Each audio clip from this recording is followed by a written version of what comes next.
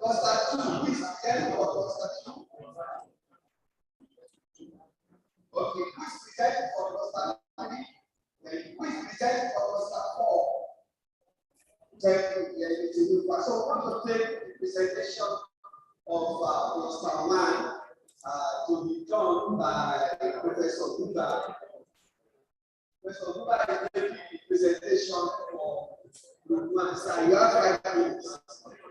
5 minutes. Let's keep to that time and look at it. Thank you, sir. Professor Buba. We have done this morning.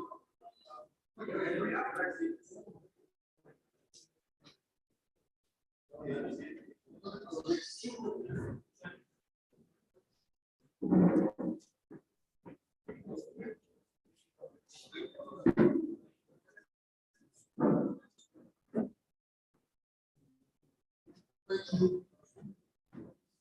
Looking for this,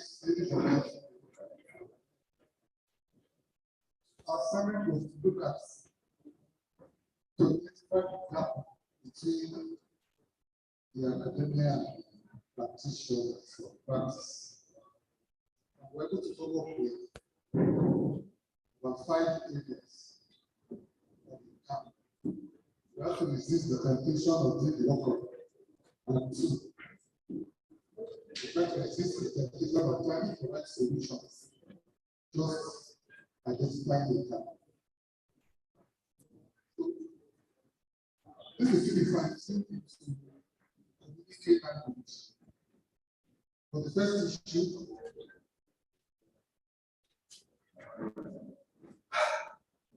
there's a gap in the aspect of providing. That's the curriculum now. The curriculum has a gap in the aspect of providing soft skills. Most of what is taught by universities and polytechnics are hard skills like valuation, the technical knowledge, valuation, property management, and so on. For practitioners, the employers, prefer to have both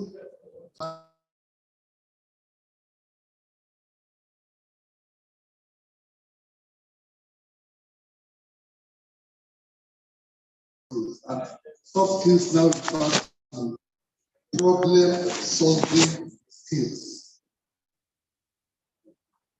We resisted the temptation of talking about the solution to it. That's for good too.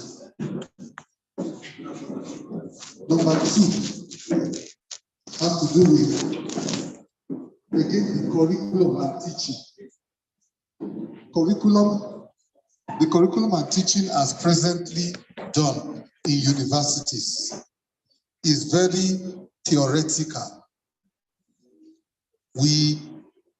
Universities, if not polytechnics, are actually designed to provide theoretical knowledge. For example, we get Doctor of Philosophy. So we philosophize. But the practice wants to have an input into the production of the graduates that we are turning out for them. They want, for example, to have an input even in the curriculum design. They want to have an input into teaching, providing case studies and so on. So there's that gap between practice and education in the aspect of making what we are being taught practical rather than theoretical. That's number 2.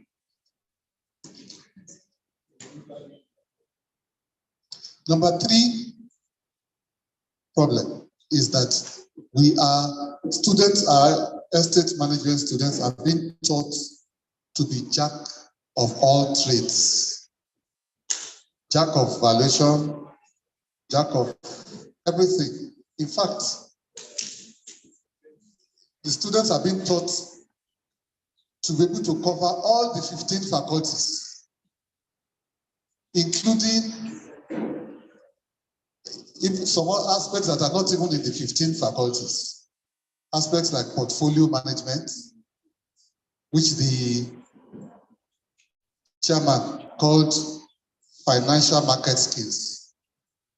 Aspects like corporate real estate management, which is actually different from facilities management. So our students are being taught to be jacks of all trades. And in the process of doing that, somebody said they will be masters of none. Well, so there's a problem of specialization. Because when we cover too many things, like environmental evaluation, for example, in some of the Western universities, the environmental evaluation may not be so relevant, but it's very relevant in the South and East. So if we try to cover everything, okay, so let me leave it like that. That's item number 3. Item 4 is a nomenclature problem. There's a nomenclature problem. When our students study, whether we call it estate management or estate management and valuation, it doesn't help them in practice. Because a practitioner that sees that you are doing estate management will think that you are managing an estate. We feel that it's better understood, and I think the mood is that a term like real estate will be more appropriate. Then number 5.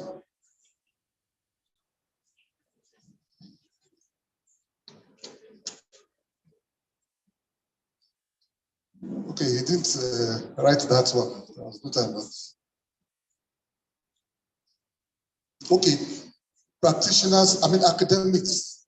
The academia complain of marginalization in the routes or route to membership. That is, the route to membership is skewed in the direction of practitioners, and that they would be happier if there is an academic route to membership. That will rest our case. Thank you very much, Professor Ogunba. Thank you. So what we'll be doing, as we are making the presentation, we will be collecting the list of attendance and your topic, plus your presentation. So we want to have your presentation as you are presented. Professor, can we have the presentation? Yes. Okay, so I will be expecting that. So Professor Ogunba led group have done well in identifying the gap between industry requirement and estate management education. If there are comments or additions or subtraction from what he has presented, any comment, be discussion time. Any comment now?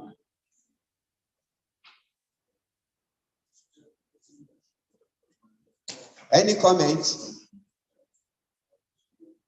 Any comment? All right, thank you. Shall we applaud Cluster 1 for a very wonderful work they have done? Please, let's clap very well. Clap very well. You are all eating lunch, taking lunch. That cannot be in vain. It must work. Thank you very much. While we await the written submission from Cluster 1, we go to Cluster 2. Cluster 2 is to be presented by a very senior academic from Federal Polytechnic, Nasarawa. He's the current head of department of that wonderful department. Are you estate management and valuation, or estate surveying, or estate real estate, or portfolio? Estate management and valuation. Please come forward. Thank you very much. 5 minutes.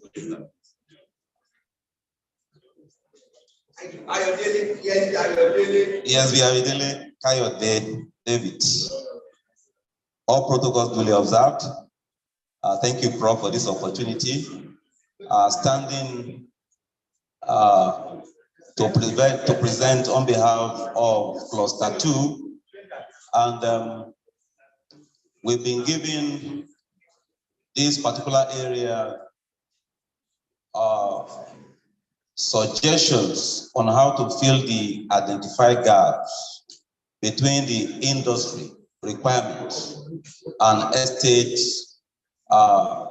management education. And we were able to identify 7 key gaps. And then the first gap is entrepreneurship gap. And in entrepreneurship gap, we were able to come out with the following recommendations and solutions. And the first one is curriculum review and development of real estate entrepreneurship curriculum. Here, we propose that there should be a curriculum review, knowing that there's an existing curriculum, bogus and general. You bear me witness that in the curriculum for entrepreneurship development, like the sector where I come from, the Polytechnic, we have a brochure for ND, another one for HND. And the summary of the way it works is that at the end of the day, you see estate management students being taught on how to make air, how to bath air, how to make soap, how to make detergent, how to do photography, how to install DSTV. But we're of the opinion that if a curriculum review is successful, meaning the existing one need to be visited, and then we sieve out the areas that are key and necessary, important to us in estate management, and we come out with a curriculum that will be real estate entrepreneurship course on its own.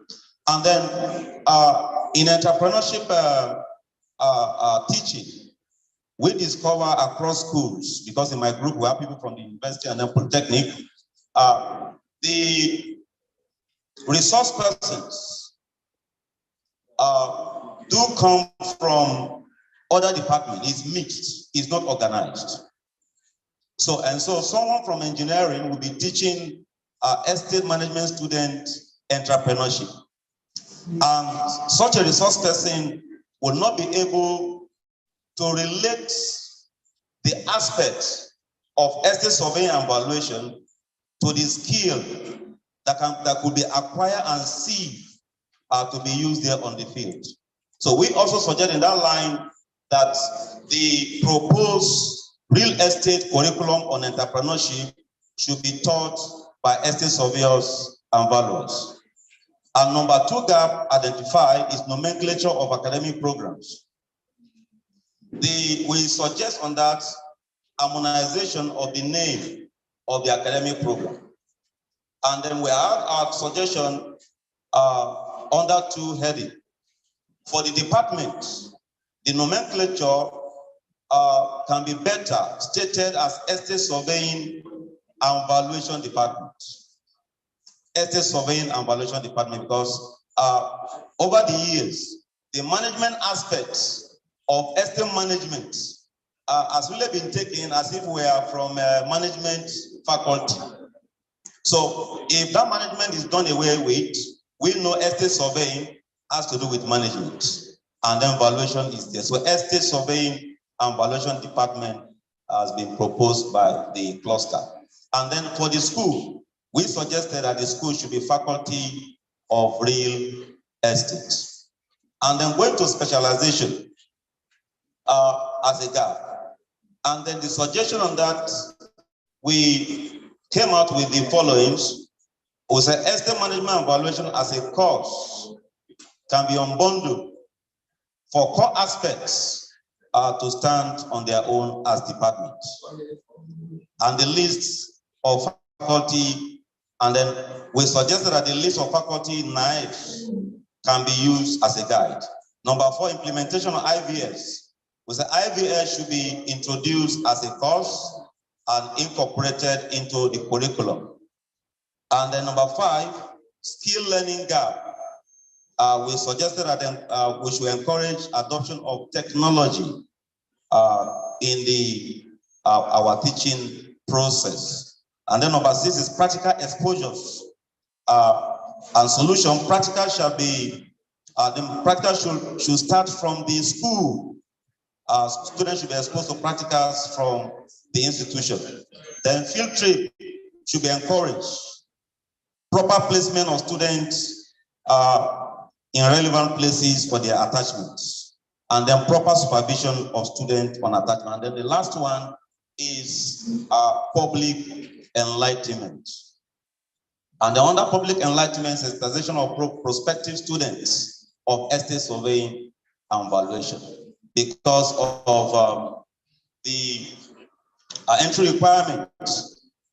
In my school, we don't have enough students because for you to study estate management peradventure, maybe you had a full knowledge of what it takes.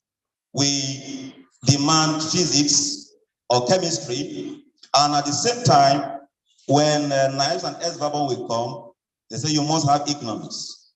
You hardly find a student in a core science class in the secondary school doing economics. So you want to apply for estate management, but you are denied because of lack of economics. So public enlightenment, maybe from secondary school, if you can devise a way of going down to the roots to encourage students, though you are in science, but you wish to pursue a career in estate surveying and valuation, they can pick economics and art. Thank you very much. Thank you very much, Niesv Ayodele, for that wonderful presentation. He has highlighted various platforms and ways whereby we can fill the identified gap. Firstly, he made mention of strengthening the teaching of entrepreneurship. It has, however, been established that every course we take should have elements of entrepreneurship. Take, for example, valuation. By the time you are submitting a valuation report to a client and the pictures are blurred and it's not well presented, you may not get the real feel you expect from that valuation. So every course should have element of entrepreneurship, and there should be a center place where they learn the rudiment of entrepreneurship and its application to real estate. How do I market a product? How do I market houses, land for sale, and other aspects of our profession? He now made mention of the need for us to further look at our nomenclature to reflect who we are. We call ourselves estate surveyors and valuers. In fact, our board is Estate Surveying and Valuation Registration Board of Nigeria. But we have estate management, and we have estate management and valuation as at today. In addition to this, he also made reference to the fact that, look, if we are using that management, they will be pushing us to the faculty of management, treating us like a hard student and lecturer, denying us that much maybe scientific aspect of our profession, if I get it right. But I'm sure there will be a misreaction from this new proposal coming from that group that, okay, let's change to estate surveying and valuation. So that when they ask, which course are you studying? Estate surveying and valuation. What will you now become? Estate surveyor and valuer.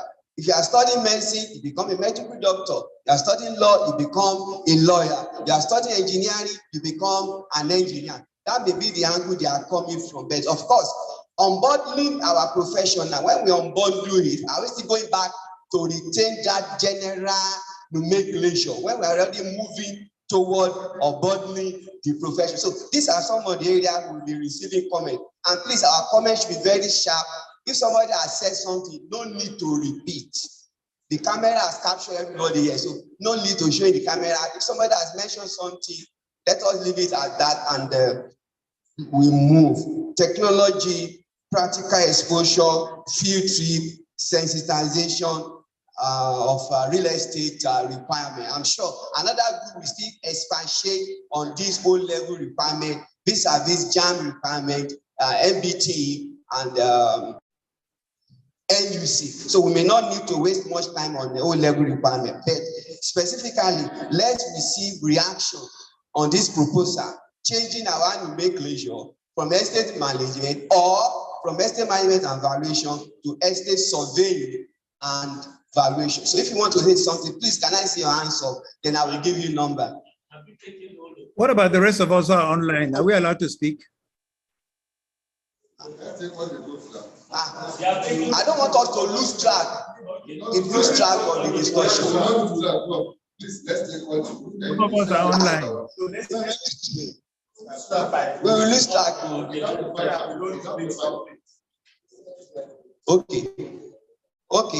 Okay. So how many of us want to say something? Professor Gumba 1, Professor Duni 2, Dr. Ibe Kalem 3, Dr. Ichak 4, Dr. Salau, yes, 5. Yes, Bitinufa.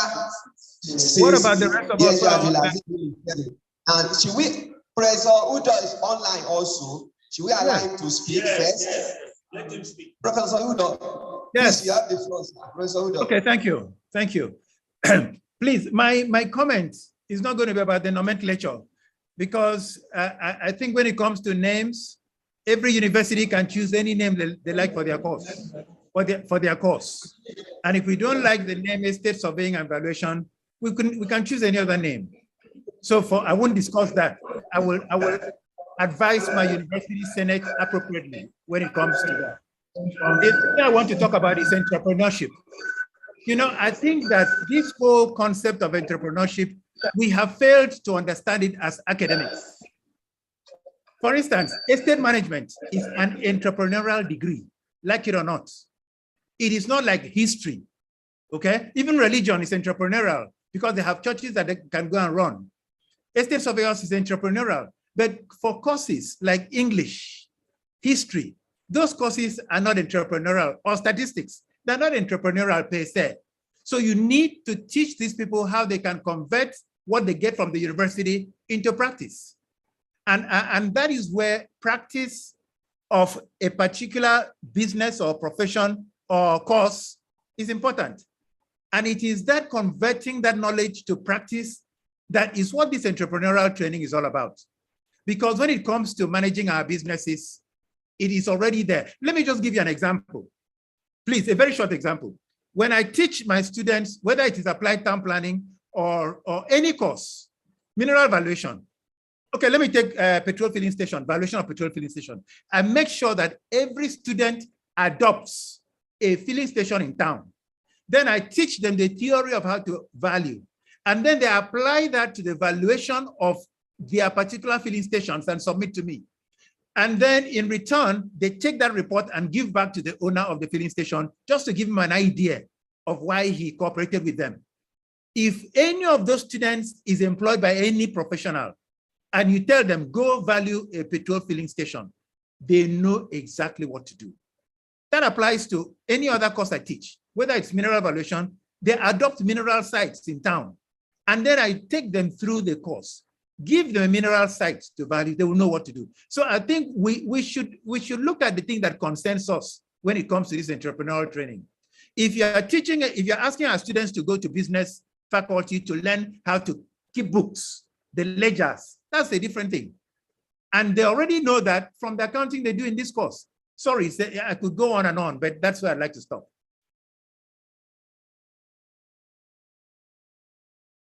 Thank you.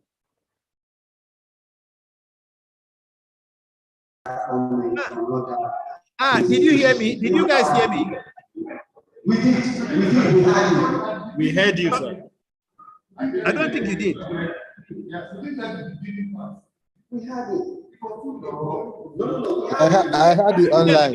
What I said there is that estate management is entrepreneurial. So when we discuss entrepreneurial training, I don't understand it, because if you take any course that I teach entrepreneurial. I had it. He had it. He said that is left for each university senate to decide. That's what he said. And he advised his own university appropriately. That no matter what they do. That's what you said, Lord? Yes, I will advise my university senate appropriately, because every university has the right to call any course by any name. And this course is not in the name. This course is not in the name. This course is in the way we teach our students to get out into practice and become useful as professionals. That's what it is. It's not in the name. There are my students who are doing very well in different aspects of this course, and nobody thinks about the name. What can they do? And they're doing it internationally. They're doing it. They're doing project management all over the world, sitting here in Uyo. You know, they're doing applied town planning. They're doing all sorts of things. It's not in the name. It is in what the students can do. So the question we should ask is, do the students we produce, can they actually do what we teach them? That I think is the question we should be asking ourselves. And that is where I think we fail. We are not teaching the students to be entrepreneurial. And that is where the problem is. It's not in NUC, it's not in the NUCB mass, it's in us, lecturers. We don't make sure that students can do what we say they can do. And that's what we need to do in our classrooms. We don't need to, for me, for instance, take field trips. My field trips, I don't go too far. It's just in this town or around town. You know, they take sites. They take sites. Like I mentioned earlier, petrol filling stations, and we value petrol filling stations. And every student has one. And they apply that. By the time they graduate and come to you and you say, value a petrol filling station, they'll do it because they have done it. Applied town planning, mineral valuation, same things. So I think we should try to bring life to what we teach our students and how we teach them as professionals. That's what I think. All right, Professor Kuba, let's take our point. Thank you.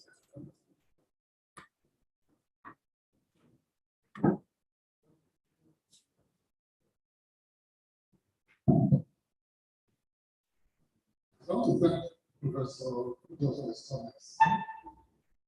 Because I was going something out. It is true that we can, if whatever we present to our Senate, that is approved.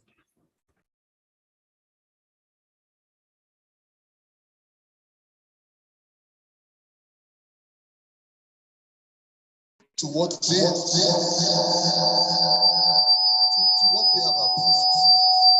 And so the solution.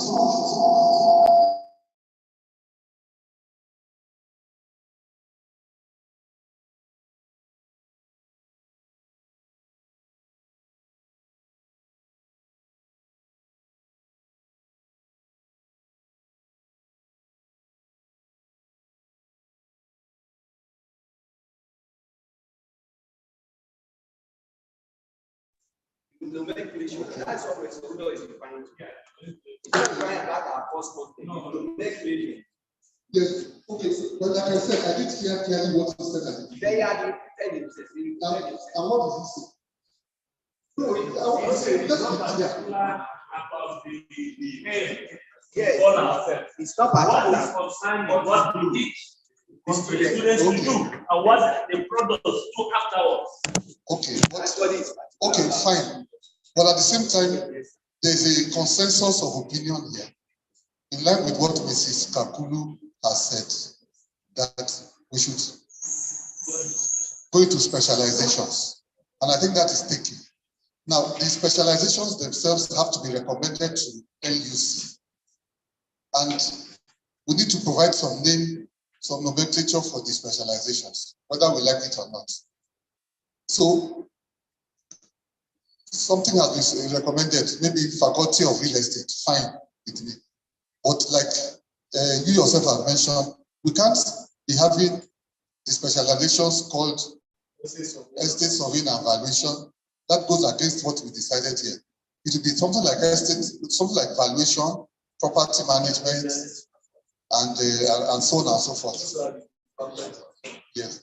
And there's another thing that Dr. Eboye talked about, he noted. Let me allow him to say that.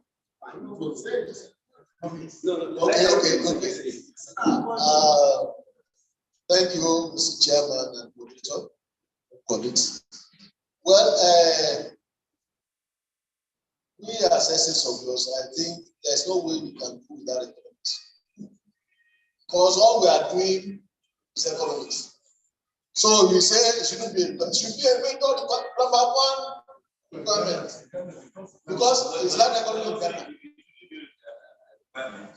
So it is a major, if they are saying if you want to raise money or anything, it's a major one. That's one. The number two, I think more than anything, you should harmonize group 1 and 2 because they relate to each other. Do that, correct? Yeah, examining. So that's what I mean. Thank you very much. Dr. Drake, and number 3. Number 3, Osha, can you please help us be passing the mic from one? Thank you very much, the moderator. Number 1, in the choice of basic requirements, we must make, consistent efforts to reconcile the subjects that are required. For example, I have a daughter now who just graduated from junior secondary class to senior secondary level. And they brought a list of subjects that they are going to choose from. When I check the sciences, the only subject there is economics, no geography. Then they now have another one, social sciences, where you have economic, geography. Then they have the last group, which is pure humanities. Now, and if you look at our entry requirement, it says you must have one science subject. And that one that assuming I want her to study estate management now, she's at a fix because what the principal told me is that either you cannot offer, those groups are mutually exclusive. It's either you may remain purely in the sciences, or you remain purely in the social sciences, or you remain purely in humanities. So the one science subject now that is a basic requirement for UTME, where are we going to get it from? From the prospective entrance into the profession or from the students? So our regulatory agencies must find a way. I don't know whether it's to pay a visit to JAM or NUC or whatever, because what do you call it? WAEC and NECO, they have already grouped this subject now as I speak. So you're going to find it difficult in the nearest future in getting people with one basic science in addition to economics, because they are not supposed to be in the same class at the secondary school level. Now, secondly, on nomenclature, any name that we are going to use, we should know that people have already graduated with the nomenclature estate management in the last 60 years. If we change anything different from anything that doesn't accommodate them, it means they will run into serious problem with their degrees and diplomas. And now, no, I'm coming. Now, we already know that our professional designation is estate surveyor and valuer. So if we now have multiple nomenclatures, it means the public will be more confused. So I am looking at valuation, because valuation is the core aspect of what we do. We have knowledge that valuation is part of estate management because we have studied estate management. If we didn't study estate management, you would not know that valuation is part of it. You're like members of the public. Again, if you look at other sister disciplines, for example, land surveying, geoinformatics is also part of it from the beginning. But now they brought it out because they know that that's the most lucrative aspect of the discipline, to surveying and geoinformatics. The same thing like I talked about soil science. Land management was part of it. Now they have brought it openly as, okay, soil science and land management. Even civil engineering now, you now see civil and environmental engineering. Environmental engineering was part of it. So that's why I'm seeing my preference for that estate management evaluation, so that we retain estate management to take up those who have graduated before, and valuation to link it to our professional designation as valuers. You know, if we take multiple nomenclature, we'll end up confusing the public, because in most of those clients, for example, like the UK, where this profession has remained for over 200 years now, the people are even more enlightened. Now, the other one is on the area of specialization. We shouldn't create specializations that are not available in the industry, even though we have the capacity for it. So the specialization we are intending to have direct linkage to the ones that we already have in the industry. For example, we already have about 15 faculties. At the start, we don't have up to 15 specialisms because of different capacities of the institutions. But the basic ones like valuation, land administration, property management, real estate finance, we can, begin with those ones. Thank you very much. Thank you very much. Before I give the mic to Dr. Today, Professor Nunes, this issue, when it comes to the last cluster, this issue of O-level requirement, it's not something we have to deal with in the nearest future. It has to be done from next week. We also have to take a step, meeting JAM, NUC, NBT, to quickly, as a matter of urgency. If you look at our students coming to real estate, it is dropping every day because they can no longer meet with the requirement. Please, sir, kindly note, sir. Thank you, sir. Dr. Today, salam. No.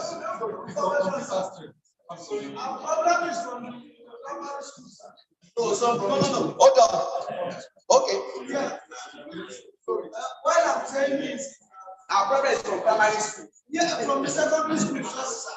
Because in my branch, River State, we took a decision that we are going to visit most of the primary schools, most of the secondary schools, particularly those in SS1, SS2, and SS3, regarding this subject combination.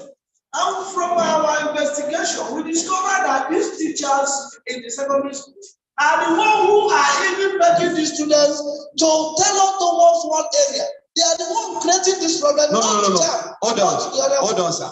Have you heard what Dr. Ibu had presented? Yes. There are thematic areas: science, humanities, and art. Yes, and you cannot cross. You cannot pick courses from science and add it to social science. Sir, that's why I'm responding, because if you are in science, yes, you have to do mathematics, English language, physics, chemistry, biology, agric, geography is there, economy is also there. He said geography is not there.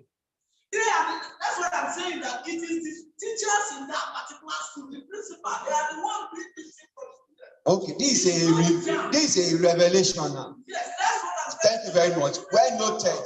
We will work on that. Yes, so they are the ones Hold on. Thank you, sir. Professor, I will come back. Hold on, sir. Hold on. Professor Dr. Tunde Salah, as your point be made.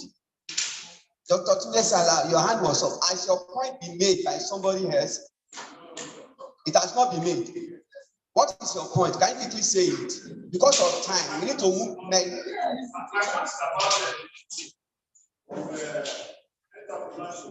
Yes.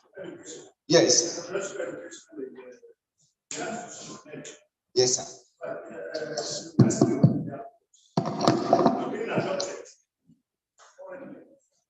Whereby it is the abstract aspect of the course. Yes.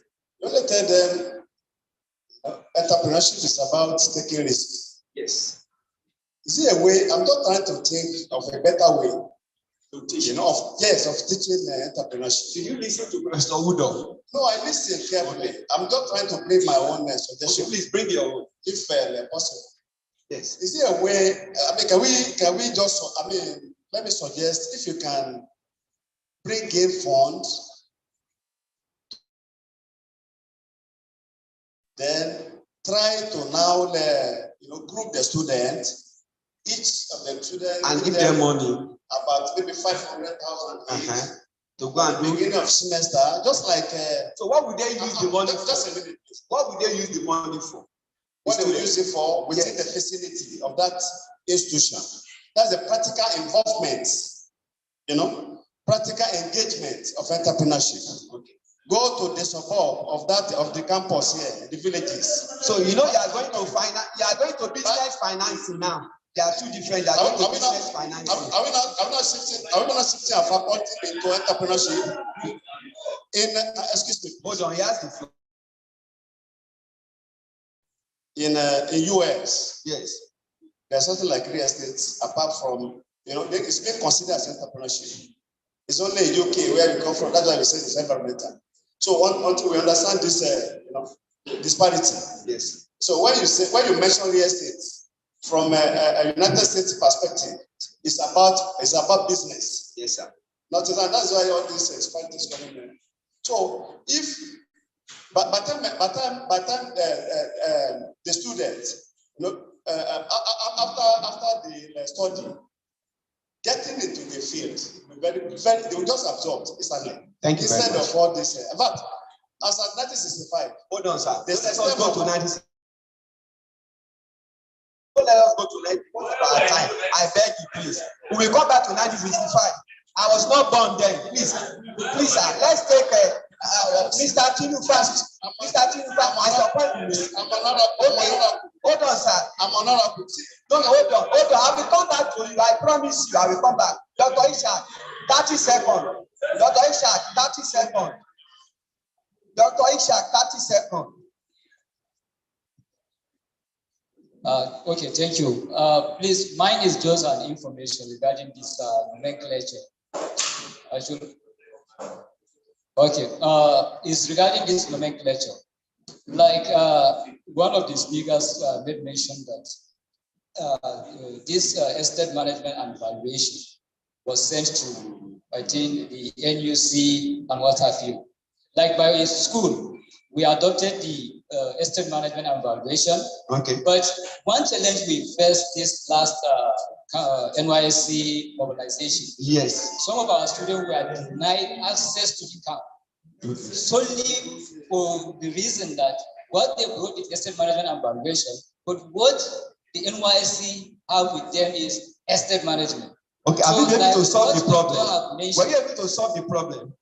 Yes, we solved Are they being mobilized now? Yes, we called the camp, we talked to the camp, and they allowed them. Okay, so keep talking to them until we regularize. We have to keep talking to them every year.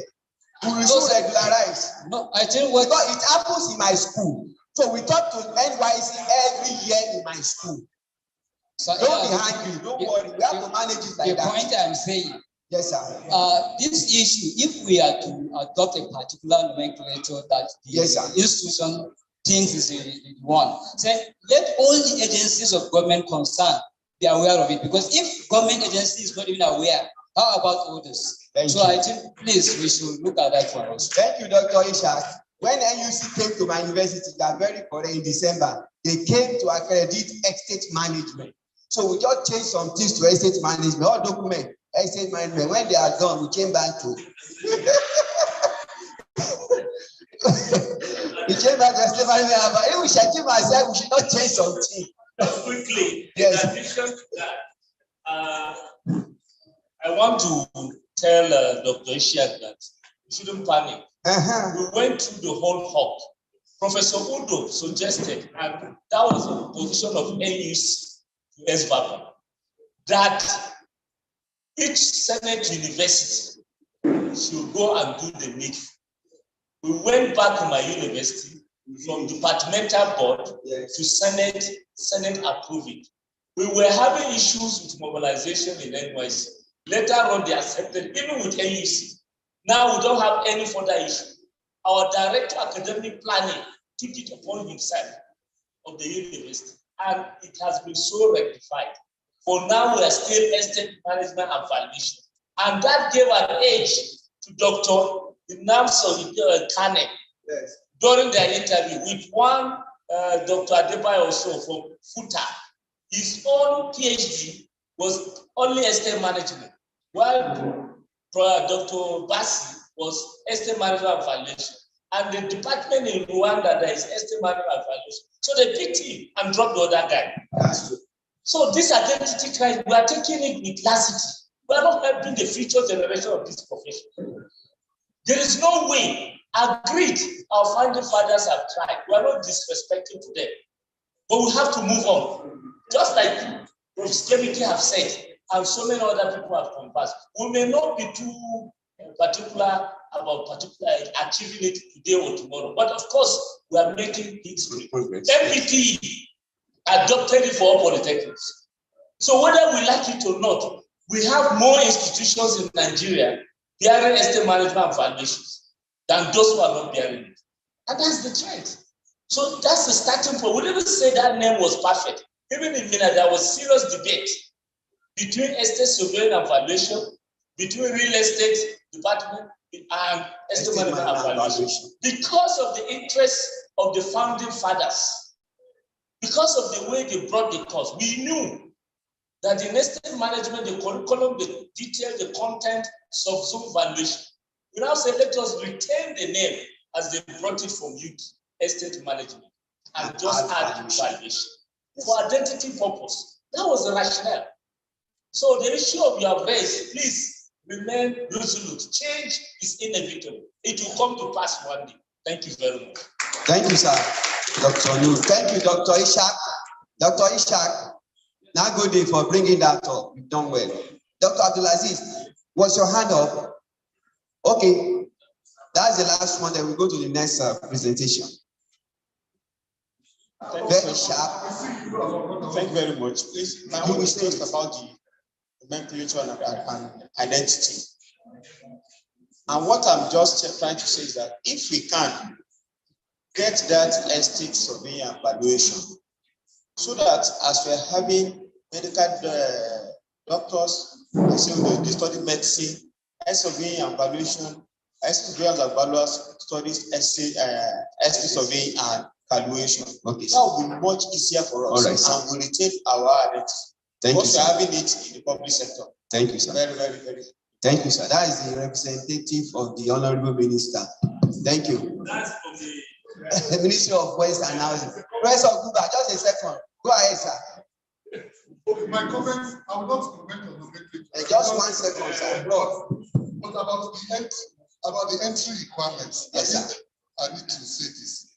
Because there's a real problem we are facing now of people, of the people coming into the universities. I don't know about polytechnics, are diminishing.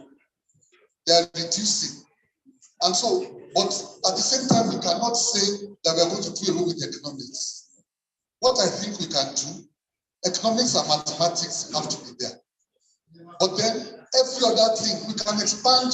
It could be economics, mathematics, and give a long list of almost everything is a science subject or social science subject.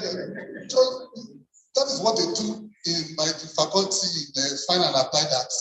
When they saw that they were getting 0 students, they now, in fact, they went to the extent that any subject you can enter for fine arts, whether science or no, I'm not saying we should go to that extent, but we are getting like that.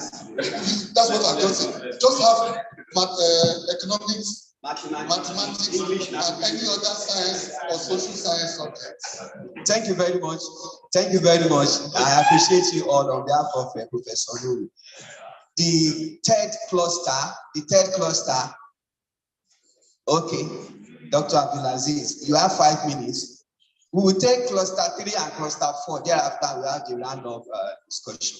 Thank you very much. You are doing well. Shall we give ourselves a round of applause? Thank you very much.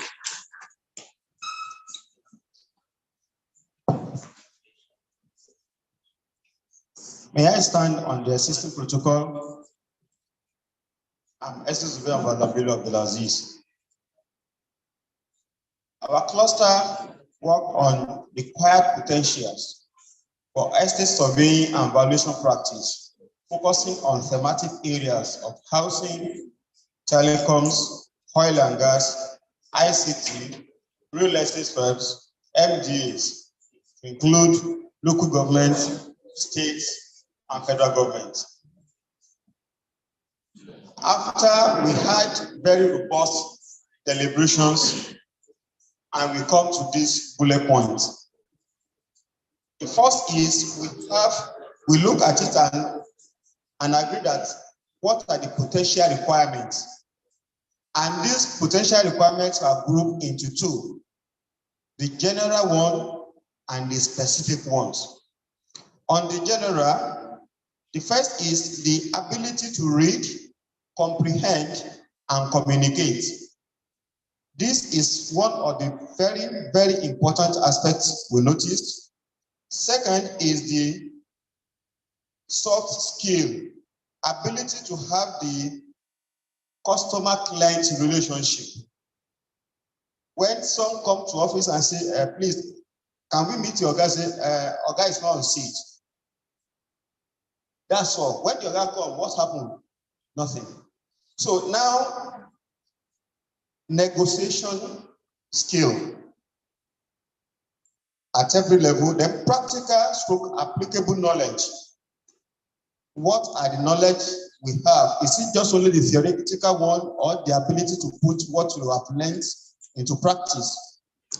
Then we talk of ethical behaviors, ability to dignify yourself, integrity, trustworthiness, punctuality, all this put together. Then we talk of appropriate dressings or appearances. This goes a very long way, irrespective of what you have in the brain. How can you present it? Are you dressing the way you are to be truly addressed as essence of yours and values? Then we have the computer/ICT literacy. We found that one very important. Then entrepreneurial and venture-driven skill or competencies. Can we, as citizens of Yambala, be a starter always and drive it to the end? Then we talk of the ability to be in tune with the happenings within our environment.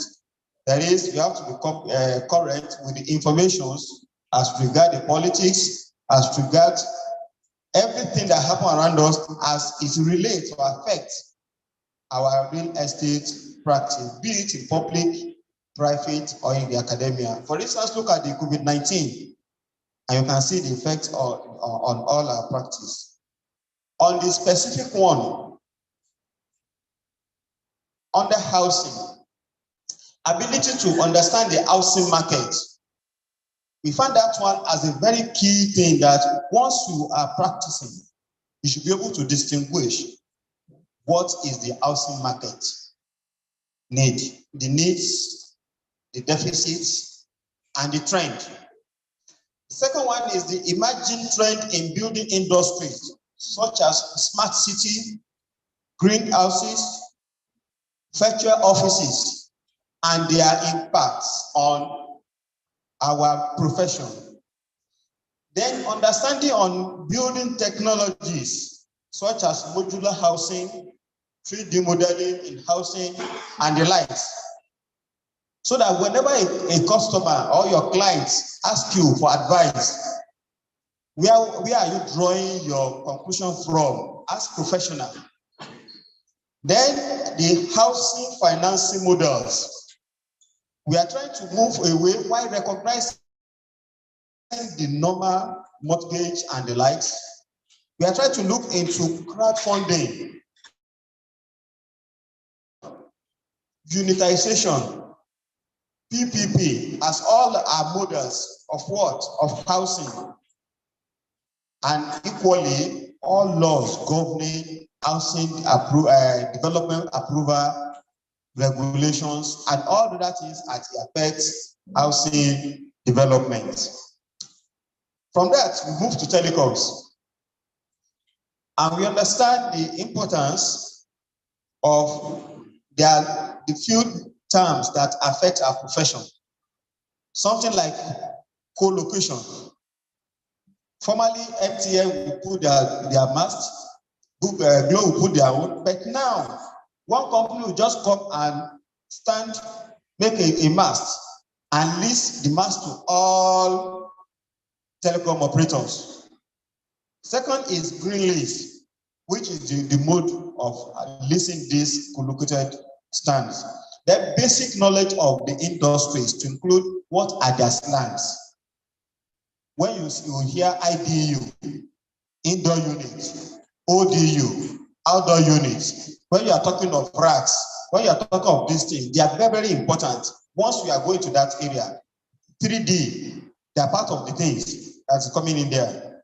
Then the laws guiding their operation, the closeness to buildings, farness from buildings, and things like that.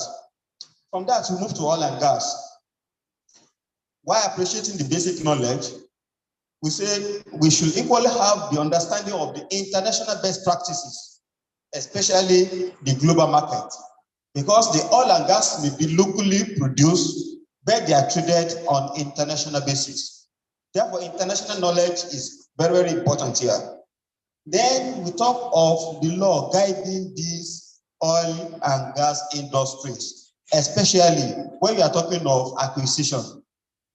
The acquisition as to general one which Land Use Act works on is different from when you are talking of acquisition for pipeline routes and things like that. Then their royalty. The pattern of payment is different from how we are calculating for ground rent. So the way they make provision for royalty is different from what is happening there. Then we have the corporate social responsibility. Understanding of all of this has a very great impact on how real estate practitioners that find him or herself in oil and gas to have a very good understanding of. Then we talk of the ICT. The word today, Ethel will say, data is life. We all understand that today everything is now moving towards ICT environment. Therefore, development of applications suitable for our profession is very, very key at this hour. Applications, for instance, if you are doing valuation, are you still working on the normal way we were working before? If you have to do measurement, are you still drawing that line? Or you are using laser tape, be it outside, be it inside? Are you employing or engaging all this modern technological equipment to carry on with your work? So we mentioned that one. Then we talk of artificial intelligence, use of drone and other things that are that coming into the system now. Then we talk of online marketing. If you are doing our real estate marketing now, go online now, letting, list, market, sales proposal, all those things, they are now virtually online. So understanding of how this online thing works is very, very important. Then social media marketing, which is equally part of this online approach to our profession. Then we talk of the laws governing these industries. Before you can log online, before you can make a blog, before you can join the YouTube, Twitter, do you know the laws that are behind them? Knowing those laws are very, very important to our profession. Then we talk of real estate firms. We are talking of real estate firms. For us to be able to practice well, we need to understand what the broad knowledge of the real estate. If you are talking of the building, if you find yourself as a facility manager and property, do you know how to apportion service charge? If you find yourself as property manager, how to source for quality tenants to operate, the maintenance, sourcing for diesel, maintenance of common parts, and all those ones, they are very, very key here. Then the procedure for registration of firms, including all the authorities that are governing these registrations. We have CAC, we have SFAMON, we have SCOMOL, we have tax offices, we have banks. Do we know how to go about this? And they are very key. Therefore, the knowledge of them are things that everyone that wants to practice should know. Then we equally talk of real estate office management. How do we set up offices? How should our office look like? How do we manage spaces? We have different mode of operation now. What is the nature of your practice and what are you really looking at as a projection practice? Then we talk of real estate office accounting. This is one of the areas that has been bringing big issues. Some will collect, though Esteban said 2 accounts should be opened, one for private, one for the office, but still, we realize that some of our practitioners still go ahead and dip their hand into the money of their clients. So this real estate office accounting is very key for not only for record purpose, but to be known as things to be carried on every here and there. Then the next one is photography. Good knowledge of photography, very, very key. If you are buying phone these days and you are not buying a phone that is having good megapixel, I'm sorry, you may be losing some brief on the go. Yes, in my office now, yes, ability in my office now, if you are making a valuation report, or as we are here now, you are making a report to my minister, and you are not putting pictures, colored pictures, it will return it back. As I'm talking today, if you are making technical report and you are not putting colored picture, clean one, there have been some finding in return because of what? No picture or no blurry pictures. So which means that technology behind it, that we are no longer buying cameras. Your phone camera must be able to do the magic. So if you are having all these big phones and we are not making good use of them, it's not too good for us. And equally, understanding these gadgets we are carrying along now, not about I'm using Samsung said this, I'm using iPhone this. No. And also 1 minute more. Thank you very much. Thank you for that. That one is very, very important. Understanding the content of this phone to our profession is very key. We have Google Earth, they are free in our phone. We have Google Map, they are free in our phone. Twitter come along with our phone. LinkedIn come along with our phone. WhatsApp come with our phone. Telegram come with our phones. And we are still saying we don't have data. It means we are equally not enjoying the full benefits of these phones. Lastly is the thematic area of the MDAs. Our stand is that understanding of all offices where potential career opportunities abound in the government area should be made known to the students right from school. Let them know that they have ability and opportunity of having job or career opportunity across all the field. As an SSOV and Valua, we are co-managers of the economy. So anywhere anything economic activity exists, we are bound to be there. Then understanding the bureaucracy in the practice in public sector is not only my idea, but you should be able to find a means of working your idea through the higher ranks so that your idea becomes our idea and our idea becomes adopted or adaptable idea. Last before the list is having problem-solving skills. Look, this is where especially public sector has a very great difference. In the private sector, the target is what? Let me make money. Let me enjoy my money. But in public sector, you are there to face problem and ensure that you solve it. If you don't solve that problem, it will still be waiting for you. So whoever is trying to come to the public sector must be ready.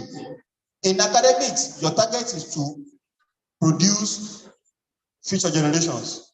But those future generations that are coming to the public sector, they must have that problem-solving skill, ability to mediate, ability to relate and ensure that problems are solved. Conflict resolution ability is a very key one for public sector practitioners. To this end, this is where our group draw the curtain. Thank you very much. We appreciate you.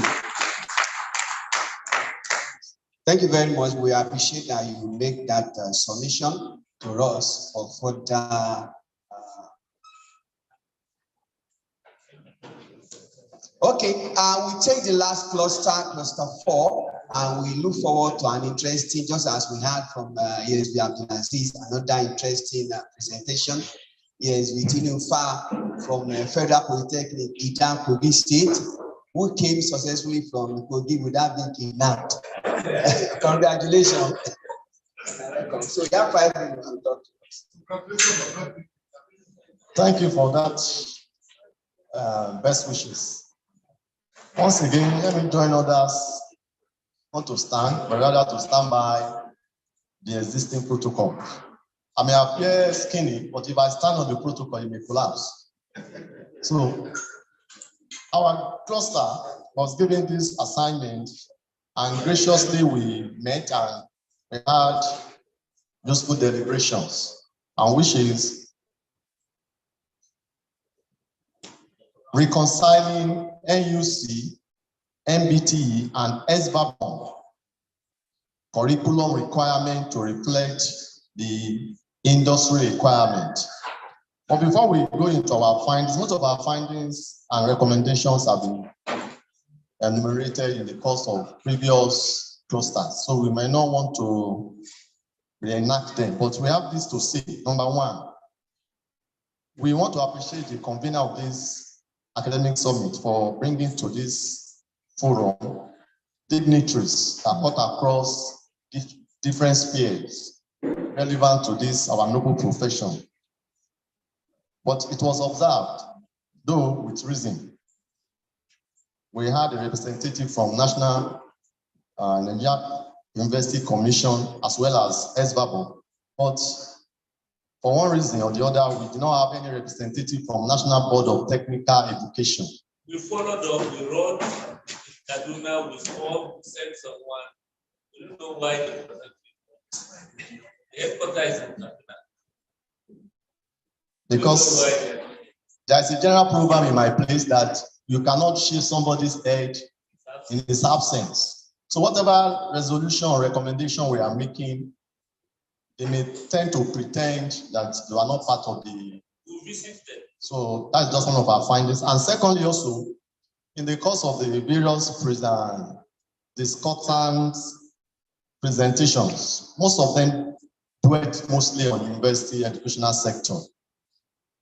And from what the convener said, Professor Nu, if you observe very well, virtually all the polytechnics in Nigeria have adopted the new nomenclature, estate management and valuation. So we expected a kind of payback to give somebody who has that background, who is lecturing there, to come and give us his own story, how far we have gone.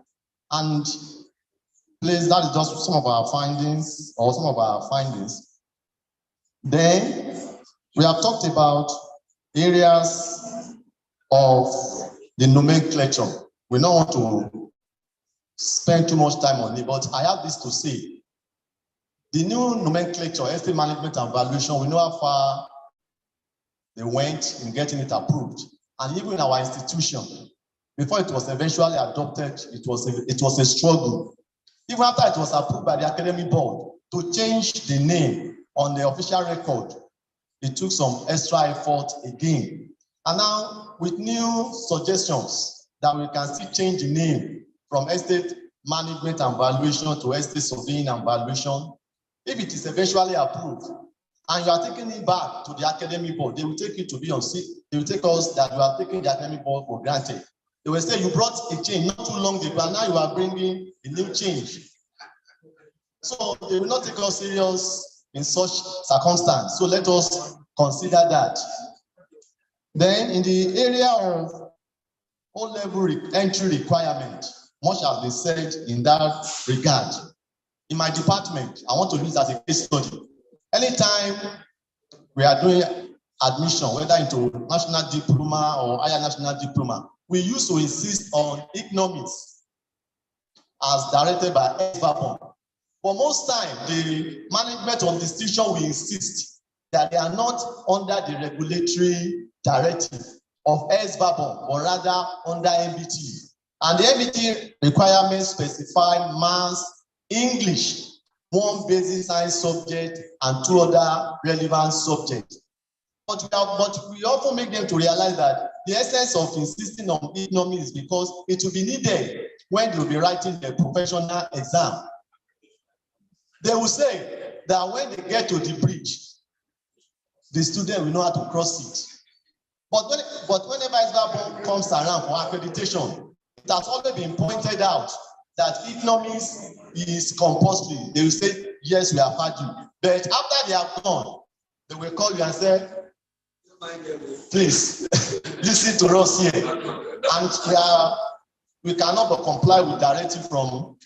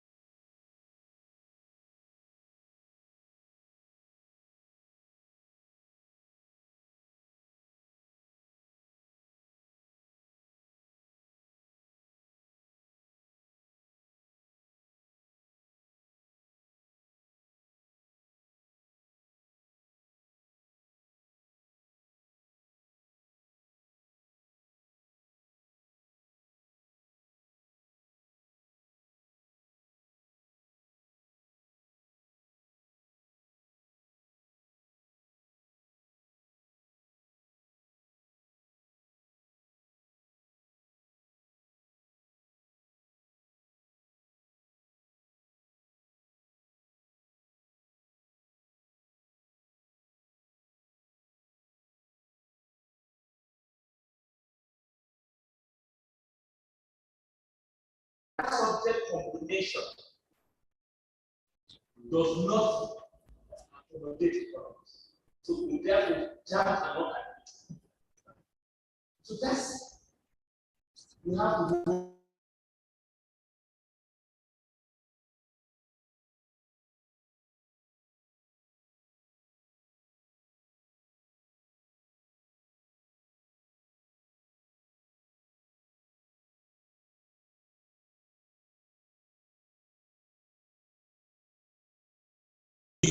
do not do that. So let's make an input to see how we can influence that change. Thank you very much. Thank you. Thank you very much. I will give us number. But before I do that, okay, let me give us number, Professor Guma first. Professor Niesv Jangi 2, Dr. Idoekalem 3. Any other hands up? Yes, we are your daily 4. I thought I saw Mrs. Janet and or your point has been said. Mrs. Janet, registrar, Esvabo. Okay, I'll give her number 5. Just to give us some information, the issue of identity crisis is not limited to estate. In our school, I agree, they were formerly agricultural engineering. They moved to agricultural and bioresources. From where UC came, they came to accredit another name again. Electrical electronics, another issue. Entrepreneurship and business study as another identity crisis. Yes, exactly. And the issue of O-level requirements, not limited crisis, not limited to estate. Go to architecture, the regulatory body will say we want this. NUC will say we want this. So it's a common problem there. We want to remove ourselves from that common problem and ensure that there is uniformity of O-level requirement among MBT, NUC, and SVAP. And that's why from next week, I will remind our coordinator we swing into action. Okay, Professor Ogumba. Thank you very much for all the very reasonable comments that have been. Thank you very much, everybody. First of all, regarding nomenclature, I've tried to speak quietly with Professor Nuhu and Professor Kaniki. I think the best thing we can do now is just leave the situation as it is. All the polytechnics have changed to estate management and evaluation, and maybe about 2 universities in the north also. And then some in the south have vowed they will never change. But let's just leave the situation as it is. What we have planned is that we want a faculty of real estate. I think everybody has agreed on that. For the future, we work towards having a faculty of real estate. You mean faculty of real estate and build environment, or just faculty of real estate? So the built environment would like cover architecture and yes. So faculty of real estate with departments in valuation, in property management, and so on. But it's not likely we are going to agree if we want to change the nomenclature now. Some people have pointed out from the polytechnics that they've already gone through a struggle to change to estate management and valuation. If we now go again to change, it will create a lot of unnecessary force. So let's just leave that one, work towards a faculty of real estate. Would that accommodate the position of Professor Ajayi was exactly to the faculty of yes, or environmental sciences or things like that. But since then, Professor, since then, we've come up with the issue of faculty of real estate. So that one has been overtaken by events. That's correct. Yes. So that is that about the nomenclature issue. There's something Professor Nuhu said about his daughter having to do quantity survey. Well, since I became dean, I get to realize something. That when they are doing JAMB admission, they look at JAMB subjects. But when they finish with the merit and all that kind of thing, and they're now manipulating, okay, people into this, they don't look at JAMB again. They do. Okay. The person can never have admission. Okay, hold on. Okay. I agree with that in your own university. But in my university, if they stick to JAMB requirements, they will not get such students. And there are so many students that are coming in. Some are coming in through JUPEB. What is that? It's only existing in the south. Okay, JUPEB is like A-level. So, and all that kind of thing, if people don't even do JAMB, or what, but okay, I just wanted to point that out. Okay, that in other, at least in my university, you can. Sir, JAMB, we have to issue such a candidate admission letter. That is where the problem will come from. JAMB will issue it, but an admission letter that contradicts the JAMB combination, they will never. No, they do it. They've been doing it for years. Maybe there's something that your university could pick from there. No, I'm serious, sir. No, it's not about my event, it's about JAMB. No, I understand. It is still JAMB. Please hold on. See, it will exactly be treated like direct. So your university does not need to be too rigid on JAMB admission after the merit list, the merit attachment list. Okay. Then the third thing I wanted to talk about is about the polytechnic students. Polytechnic admission. If we agree here, there's this problem. There's a problem of economics. I mentioned earlier that you can say economics, maths, English, at least for O level and any other. It doesn't even have to be science. Because really, let's look at it. How much of physics? How much of physics do we do? And any other subject in the sciences or social science or something like that. Okay, but that can help the problem a little. That economics. But now, what I really want to talk about, if we agree, even has to do with the economics itself. All right. Because even economics itself, how many people do economics? Many people at undergraduate level do commerce, and then they now do the commerce, and they find that they can't use it to enter economics. They can't use it to enter. It is useless. It just terminates at O level.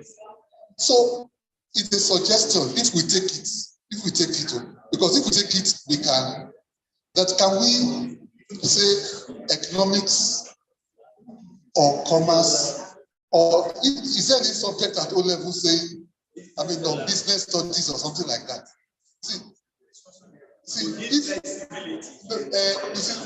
What I'm saying is because we need flexibility.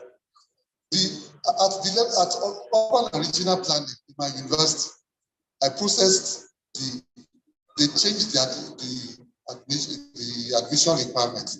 Economics is no longer there. Economics is no longer there. And it has not been completed in January this year.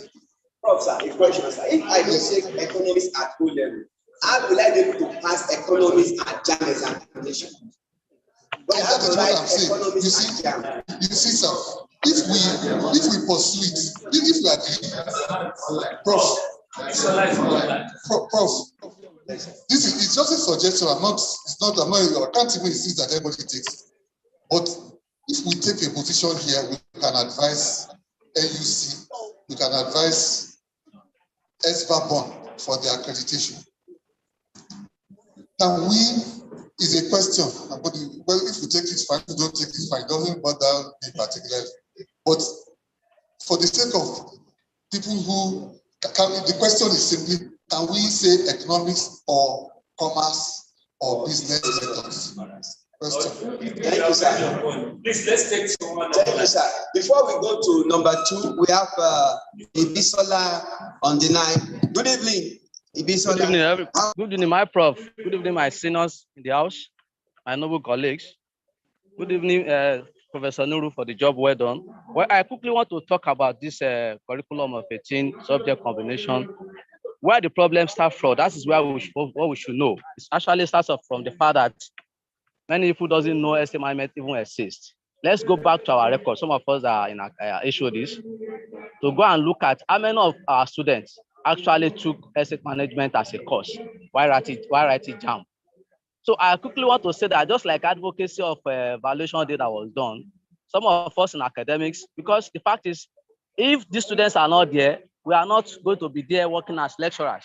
So there's something we need to also do urgently in terms of advocacy, so that people can know, parents can know that the course that they call asset management, and for you going to do asset management, there are certain things you must do. My sons prefer to do engineering, and they want, while they were in the secondary school, even from JS1, they knew the courses, they knew the kind of things they should take. So in the same way, we need to populate our, we need to let the populace know that a course exists that is called asset management, and this are the things we are going to do to get qualified in the JAM. So we need to also ourselves to get this publicized. That is just my view for now. Thank you. Thank you, Mr. Nice having you. Thank you. Well noted. Number 2, here we can be. To be fast, we need to start with existing protocol. So they are doing as let me see this my name, also practitioner. Mine is actually 2 points. 1, I thought the issue of only supposed to be covered. Why I said so? The JAM now, we all know they are doing UTM, Unified Partially Matriculation. There's no age difference between any requirement of university and polytechnic. All is 5 credits: maths, English, economics, and in the polytechnic, 1 basic science, then plus any other subject. But I don't know that of the university, and I want to believe they are somewhat the same thing. But I know there are some of the universities that you normally insist that physics and chemistry will be part of the requirement. Like the University of Lagos and UK, that will be their own application. So if we cannot have a unified mode of entry, that is where we have the problem. If each and every university will decide on what they can have as their entry requirement, we can go a long way not solving this particular issue. And of course, if you look at the curriculum of the Polytechnic, you find out that that curriculum was last reviewed in 2002. That was 20 years ago. I think it is not overdue for us as an institution, as a federal group, to pursue NPT, to review that particular curriculum to come in time with the current reality. Secondly, I want to show some issue, which actually is not an issue of identity crisis. I think we've been talking about this issue of identity crisis, and we're only concerned about an aspect of a sector of our profession, forgetting those in the public sector. We've been saying asset management and valuation, but we have to know that in the scheme of studies now, both at federal and state level, there isn't any, in fact, the valuation cadre stop at junior cadre. Because it is land cadre that the public service actually know about it. So in our own submission, we also have to consider those people in the public sector. If we change our nomenclature, will it going to affect them or what? We've been clamoring for office of General, but what we have that actually stop us from moving a step forward is the issue of identity crisis. Because if the scheme of service do not understand us as values, then why will we be clamoring for office of General? The scheme of service does not have officers. So we have to be very careful in the way and manner we actually come up with this issue of nomenclature. Let us not be considering only ourselves academicians to get the other aspects of public sector and other things. Thank you. Thank you very much. Before I take Dr. Our rapporteur should kindly flag those areas we need to reconcile. For example, we need to reconcile the presentation of cluster 1 and cluster 2 that presented in class and how to fill the class. There are some other areas that we need to work on. Yes, Dr. Becker. I appreciate the presentation of polytechnic man. But since we are talking about specialization at the polytechnic level, you know, what are we expecting? Because the consensus is that specialization will be at the master's level, where there is capacity. No, that's not the consensus. Yes. Yes. So if we go by the suggestion that we are supposed to have, we need to have a faculty of real estate studies. Then it means that HND level will have maybe HND management evaluation, maybe property valuation option or something. So while we are working on that specialism, we need to carry the polytechnic sector along and also draft guidelines on the core focus of those specialties, so that we don't go back again after we have succeeded in doing an university level, and then we now go back to start working on that. Thank you very much. Dr. Yes, we are there are pharmacies that do it.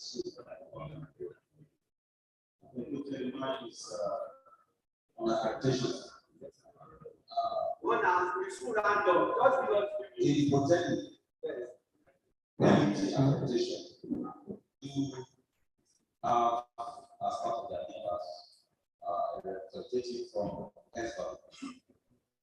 And always the representative of Niesv automatically become the chairman of that.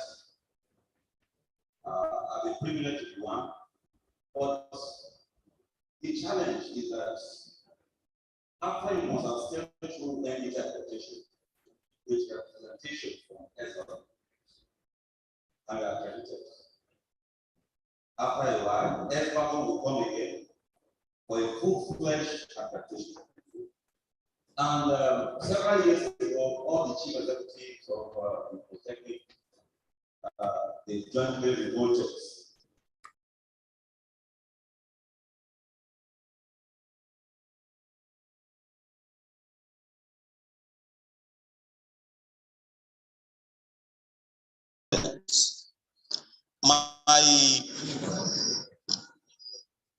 My take on this is that if you have a representative from Niesv and then a report is jointly written as him or her as the head of that team, why not take a copy of that report to Niesv?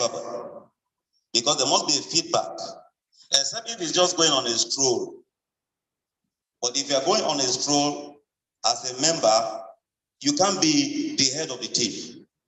So I think they've shot themselves on the foot by ensuring that the representative of the Niesv becomes the leader of the team.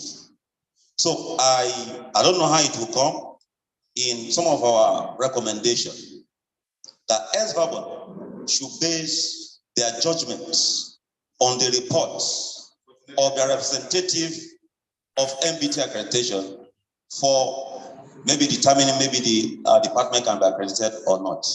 I think in the universities, this is not happening. Why not in the Polytechnic? Thank you. It has been a serious problem having it done. Thank you very much. I'm sure Mrs. Janet listening to you carefully. She'll be able to throw more light on that. We want to take Mrs. Janet now. The thereafter we'll take Professor Fidelis Bumo, who is online. We'll take him. Bro, just give us a few seconds. We want to take Mrs. Janet now. What has been said about the entry requirements and accreditation, I'm just going to make comment on the entry requirements. I said I'm just going to make comment on the entry requirements. We know that apart from the Polytechnic and the regular university, you have also University of Technology. And most of the time in the University of Technology, science is compulsory for you to gain admission. And so whether it is physics, chemistry, or biology, or agric science, you must have one to be able to gain admission into the University of Technology. So we need to have that one at the back of our minds. And so coming to our regular university, they can decide to say, look, we want to stay with English, mathematics, economics, or any other subject. The position of ESRAGON, in order to accommodate everyone, is that English, economics, and mathematics is compulsory, and any other two, excluding religious studies and history. Now, when we go to University of Technology, of course, any other two that we look for when we are checking the student file is to ensure that there is a science, because that is the requirement of University of Technology. And that's how we have been doing it. So it is important that even when you want to harmonize it, you think about all of these things, because there was a time, there was a threat to remove the estate management profession from even the science line, which means that some of the University of Technology wouldn't have been able to offer estate management again if they have moved it to arts or any other social sciences line. So we shouldn't say because my school is protected, we're not going to carry every other aspect. For any university or polytechnic that is offering estate management, whatever decision or communicate that is coming as to entry requirement should be such that it can accommodate all schools that is offering estate management. That is what Hold on, ma'am. Please, can you react to Ayodele's submission? That can we have a unified visitation? I don't have the capacity to talk in that regard. Okay, you don't want to make comment. I don't have capacity to talk in that regard. Okay, that's the what has its own procedure. Yes, it's just like Niesv saying somebody is going to be there to recommend me in the city. It's fine. If I would give example of research preparation that was done in my university in the date of starting the department, Professor Udo was the one sent by NEC, and it's the only person. It's the only person that I came in as a professional in the midst of admin and all of those stuff. So how easy will it be for one single person to just sit down and then be able to do all the lots that the board often go through when we want to do accreditation? This is Niesv speaking now, not as deputy registrar. Yes. Maybe if I were him, I probably would have suggested to see how there can be a sync, a calendar of activities such that if one person is going there, two more persons can join, so that holistic work is done. Maybe. Right. I am speaking of Niesv. It is fine. Maybe. Thank you. But other than that, I can't forget. Thank you very much. Well, I have information regarding this, the observation, right? Because it came up when I was in the board. MPT requested that they want both ESRAGON and MPT to have an harmonized accreditation exercise. But for reasons of thoroughness and that the board was looking at the practicing component, it wasn't taken full climax. But MPT still went ahead to recognize the board member. They will ask the board to send a representative for anything that is going on for MPT. And any representative of the board will become automatically the chairman. In architecture, ARCON, which is the regulatory body, ARCON, Architect Registration Council of Nigeria, was able to have an MOU an agreement also with MBT and also NUC. I think they experimented it for 2 years. With NUC, it collapsed. There was a marriage they moved as a team.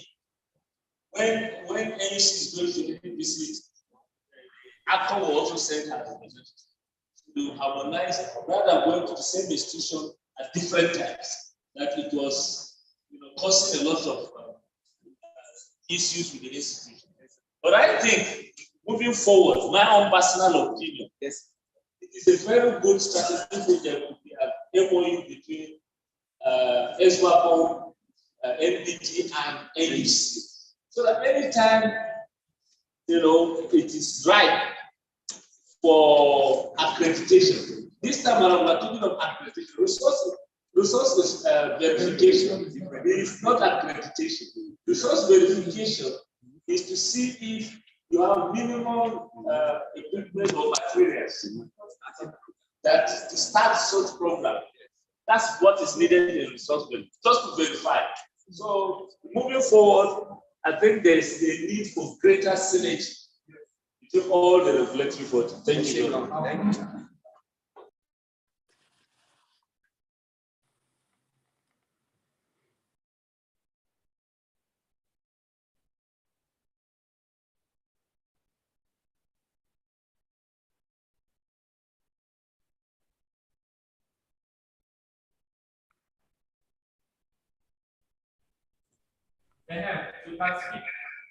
You can go ahead, sir. Good evening, sir. Good evening. Yes, I wanted to also chip in my own advice with regards to the subject combination, because we are already losing students and people are no longer patronizing us as we used to have.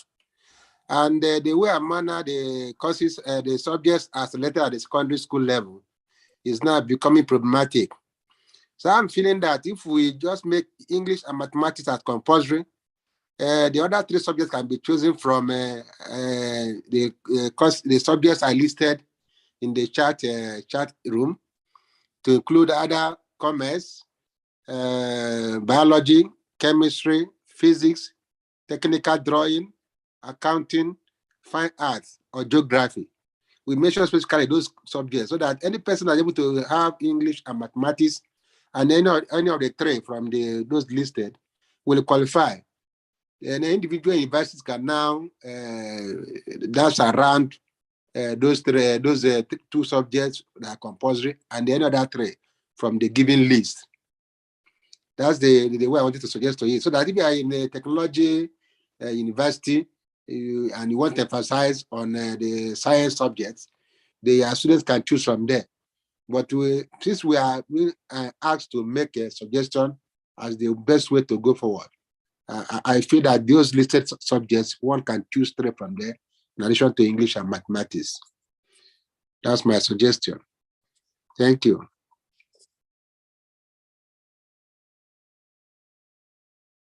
Did I communicate? Nobody heard me? Yeah.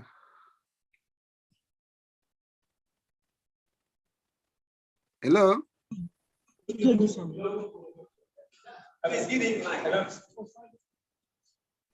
Nobody heard me?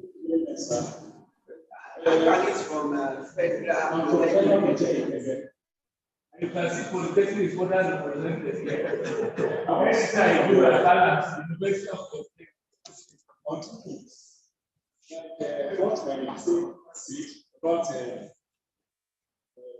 MBT and SWAPO.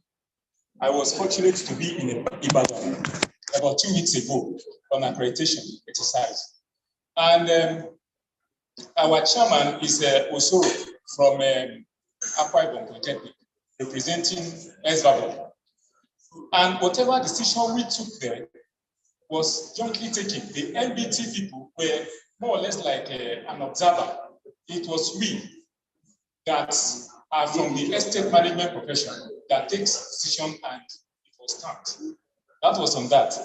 On the issue of requirement, in my school, time without numbers, they have tried to move estate management to School of Business, the only saving grace each time we go out to fight on the floor of academic board was that because we take one out of the 3 physical sciences, which is biology, chemistry, or physics. So our requirement, if you look at our requirement and that of business administration, is almost the same. But the distinction is that we make one of the sciences compulsory. Like during our time, even if you are doing arts, you must do biology. But today, you see that somebody that have 9 credits, you have credit in civic studies, even some subjects that I don't even know. So are we now saying that somebody that did not study economics, they pass English, mathematics, then have civic, music, and this one will now come to read estate management? What are we expecting?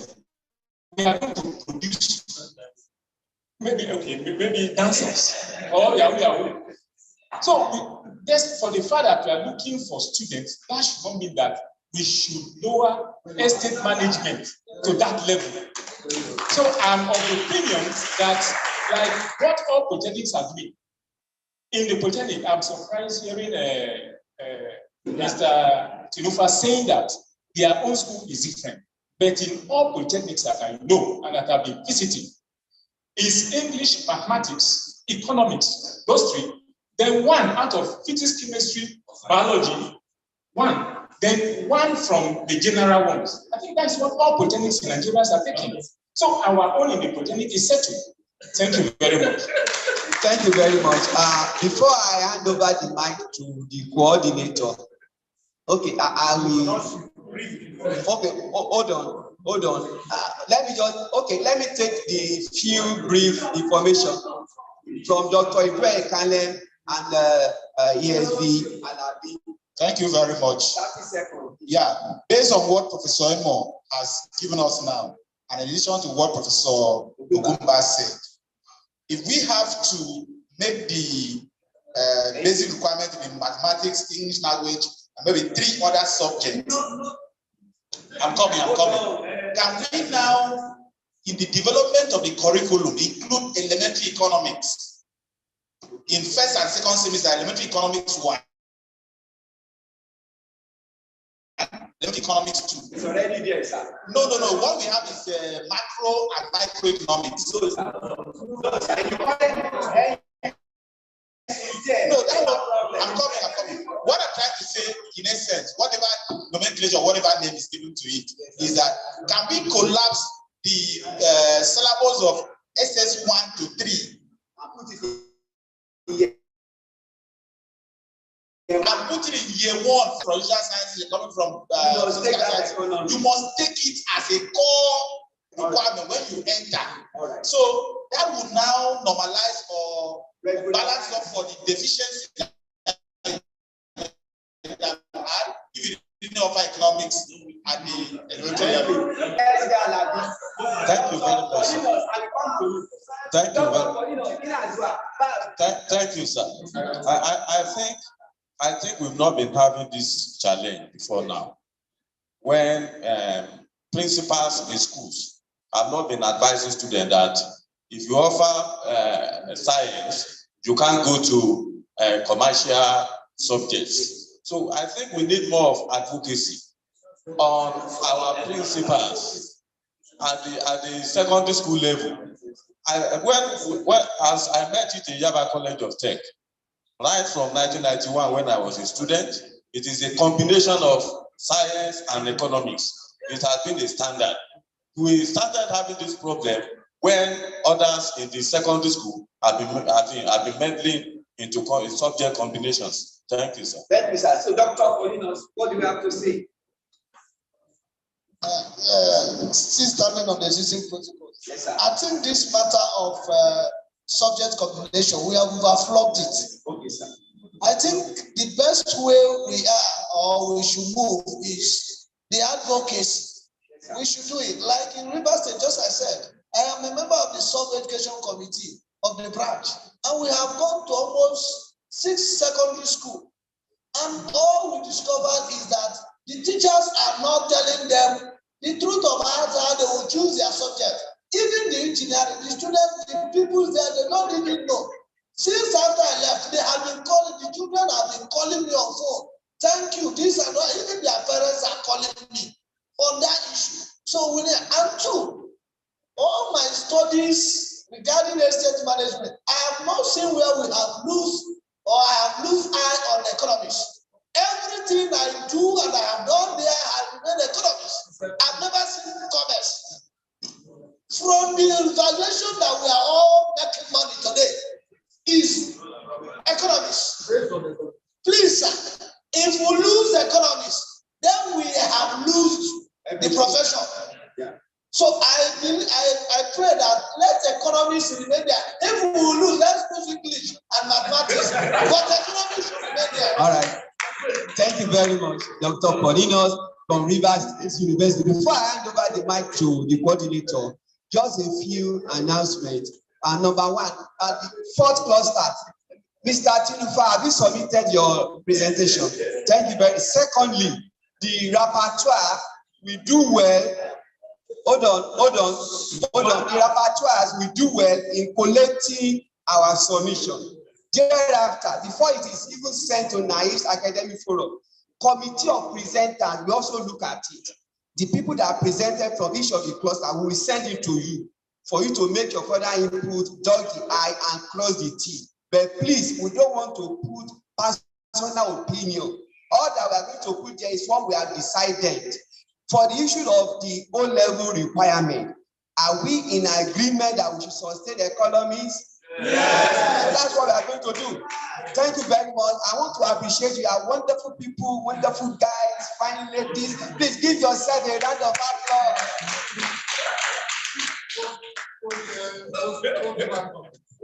Thank you.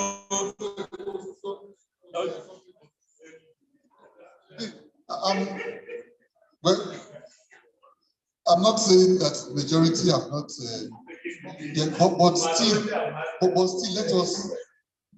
let us be wise. It is true that we want to maintain standard and all that, but we should also remember that if you don't have students, there's nothing you are doing as a teacher.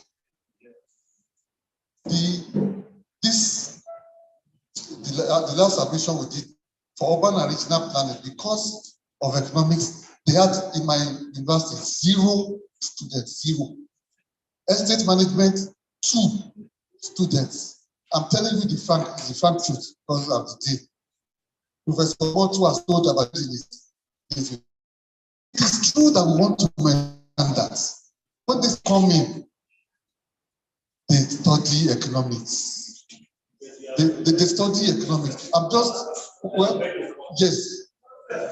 So please, let us know what we are doing. How many secondary schools are you going to cover?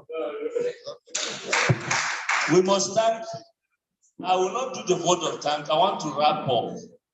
Just like my good brother, Kemiki, have done. He has assured us we're going to retain communication with all of you. I want people to continue to volunteer. We will ensure that there will be a small WhatsApp group for those that look at this nitty-gritty, so that most of these suggestions will be sent there. And please, even if you concord, just tick it. There are signs. You know, the one thing that discourages us with most of these platforms, you send something, nobody will even show a sign that he has read it. Hardly you get 1 or 2 persons that say something. And that doesn't motivate us. And that doesn't give us the courage that some people exist.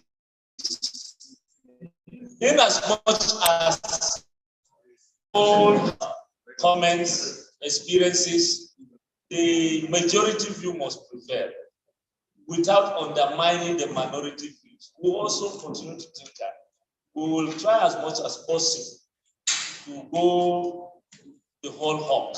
We encourage the institution too to embark on advocacy. Because what we need, believe me sincerely, is not even removing economics from this thing. What we need is to go back to subject combinations, and educate both the regulators there and the practitioners there. The practitioners and the principals, they have the association. I'll just say we should not say that we should be able to visit even the association of principals, association of secondary school staff. So let's also educate them, because there are also administrative education. When I was commissioner for higher education, which made the highest policy on education on this land, most of us are not in tune with all these forth and backward of this treaty reform. A lot of things have changed. At the time, they threw away history. And there was a voice for 10 years. They said they brought it back. They said this. We don't even understand what kind of history. If you look at the course content of what they're saying, they are a civil education. So many things have changed. Many of pupils and students now, if you say King Jaja of Opobo, they don't know. If you say Oyo Empire, they don't even understand it. Oyo Masi, they don't know. These are basic information right from some primary level. But you see, we must appreciate the fact that all of us are interested in this profession. And that's why we stayed this long. We're supposed to have ended by 6 p.m. But we're slightly above 7 now. This has encouraged me as a person. Your station, your contribution, the debate has further motivated me. The rekindled interest has further moved me that yes, we are on the right course. Even if the challenges, I'm always overwhelmed to see the changes taking place. Because what will continue to remain constant is change. It will consume you if you don't conform to change. And definitely, thank you, Chief Lecturer Alabi. That is the equivalent of professors. And they earn more than professors. Yes. So I will call on Niesv Bature, who is the Publicity Secretary of Academic Forum, to do vote of thanks. Our Vice Chair sent an apology. She was with us online. So she's actually coordinating a trip we're going to visit Uganda, or where there's a country here close by. Going together. Yes, I will carry you as a PA, don't worry. So no, that's another thing. She's handling there. She's the head there. So I'm supporting. So she's articulating such things. She will have been here with us. Yes. Yes, she has a very important matter to attend. So Juliet will have been here too. The only one I don't know is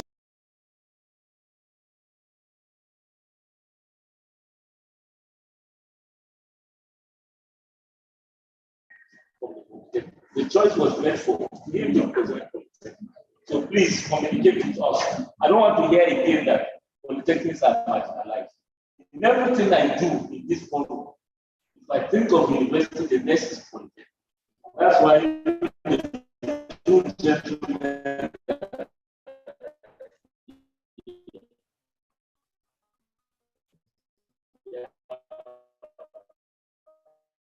present different level will continue to do things zero argument.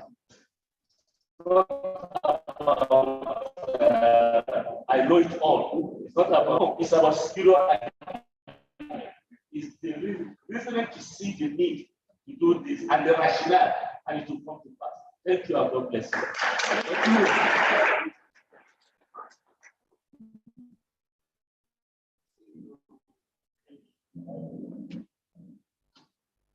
That is the chairman, sir. Permit me to stand on the already established protocol we are winding up. Our sincere vote of thanks starts with our president.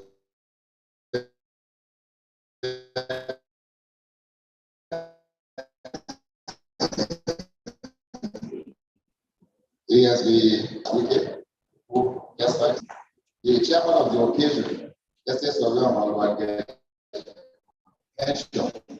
who also does the station work. our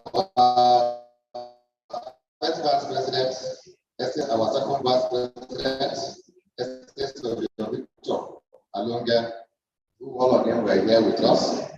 The representative of the Minister of Works and Housing,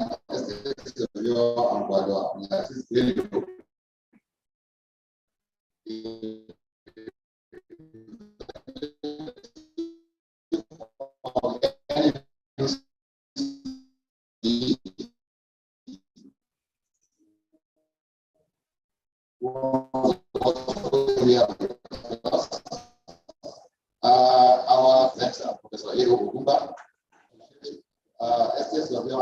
timeless family with us, and she's always been with us anytime we call her. And she happens to be the chairman of the education committee of the board. Professor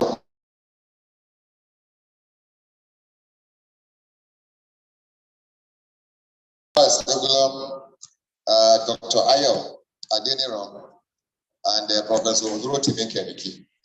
We thank you all. Our online participants, we don't forget them. We thank them for their time, for being with us from morning to this hour. Our rapporteurs, Nasiru Salihu, Esther Sovia Ankeli Anthony Beme, and one of the assistants too, Adam M. Bashir. We want to also thank our cluster participants, starting from cluster 1, Professor Shego Gumba 2, Ayodele Eboye, Doctor of this, Dr. N.B. Odoya,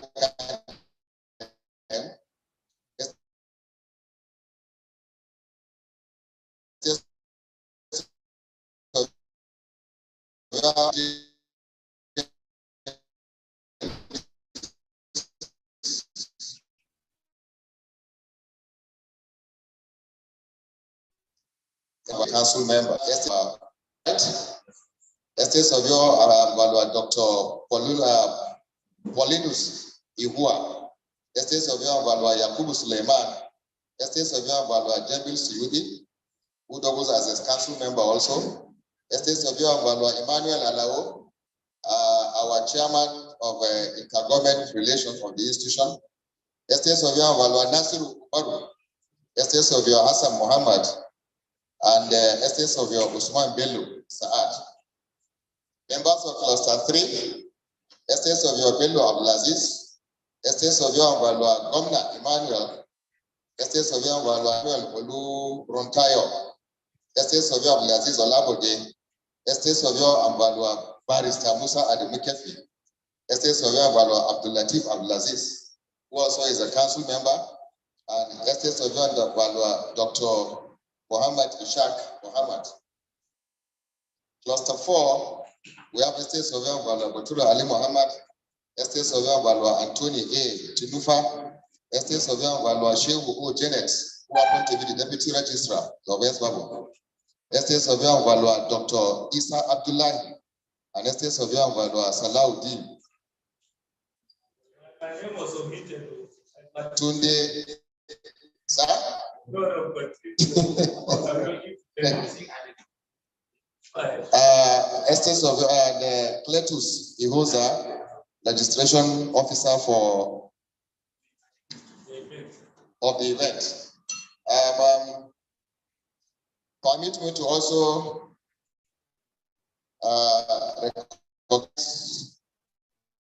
recognize the staff who have been here with us since morning. The head of the IT, Mr.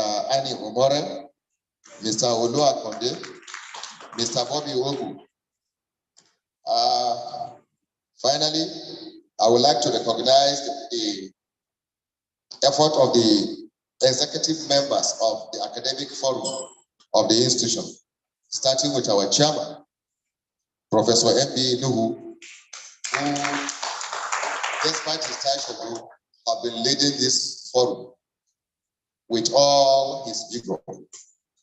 And I wonder if he's not the chairman, it will ever be fruitful.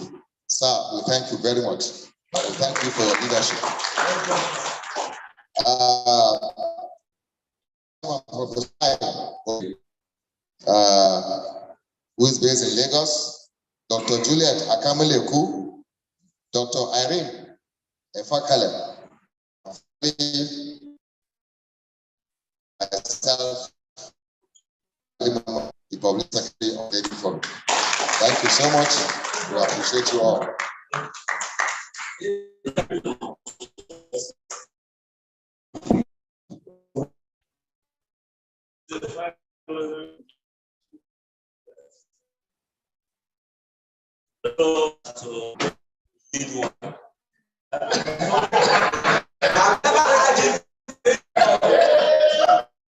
Dr. Isha,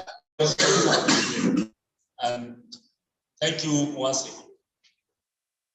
In Jesus' name, Heavenly Father, I want to thank you for this little session. We thank you that you have led us thus far, and that we have given us opportunity to make useful deliberations concerning our population. We beseech you, Lord, that if we are gathering here for another opportunity like this, be the leader, and we come with a good outcome that will project the image in a very good light. All this and other masses we ask for you in Jesus' name. Father, Lord, we are going back to our places. Guide us, direct us, save us from all perils and dangers of we ask in Jesus' mighty name. Amen. Okay, so we're in prayers. Sallallahu alaihi wasallam. ربنا آتنا في الدنيا حسنة وفي الآخرة حسنة وقنا عذاب النار. ربنا لا تزغ قلوبنا بعد إذ هديتنا وهب لنا من لدنك رحمة أنت الوهاب. سبحان ربك رب العزة عما يصفون والسلام على المرسلين والحمد لله رب العالمين. Thank you very much. Basic journeys we are battling. Very